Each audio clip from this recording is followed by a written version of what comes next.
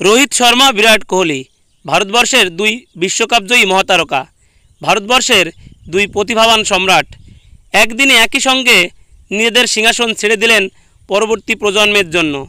इतिहास এই দুইজনকে শুধু বিশ্বকাপ জয়ের জন্যই মনে রাখবে না, ইতিহাস এই দুইজনকে মনে রাখবে বছরের পর বছর রক্তাক্ত হয়েও বীরের মতো যুদ্ধক্ষেত্রে টিকে থাকার জন্য। বারবার ক্ষতবিক্ষত হয়েও নিজেদের দেশের 140 কোটি মানুষের মুখে হাসি ফুটিয়ে তোলার জন্য। রোহিত আর কোহলি রক্তের সম্পর্কে ভাই না হলেও ভারত মাতার সম্মান রক্ষার্থে দুজনই ঝাঁপিয়ে পড়েন। অথচ ভারতীয় মিডিয়া বরাবরই এই দুইজনকে একে অপরের শত্রু হিসেবে দেখানোর চেষ্টা করেছে।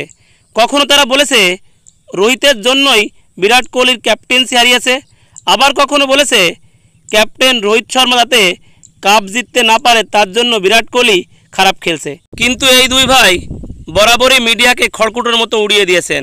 বিরাট কোহলি ক্যাপ্টেন্সি থাকাকালীন রোহিত শর্মাকে বাদ দেওয়া নিয়ে প্রশ্ন উঠলে এক সাংবাদিকের প্রশ্নে বিরাট কোহলি স্পষ্ট জানিয়ে দেন, আপনাকে কে বলল যে রোহিত শর্মাকে বাদ দেওয়া হচ্ছে।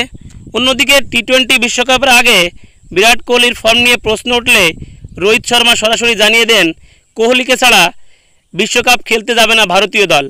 এবারের বিশ্বকাপে কোহলি যখন প্রতিটা ম্যাচে খারাপ খেলছিল তখন রোহিত সাংবাদিকদের স্পষ্ট জানিয়ে দেন বিরাট কোহলি তার সেরাটা ফাইনালের জন্য তুলে রাখছেন।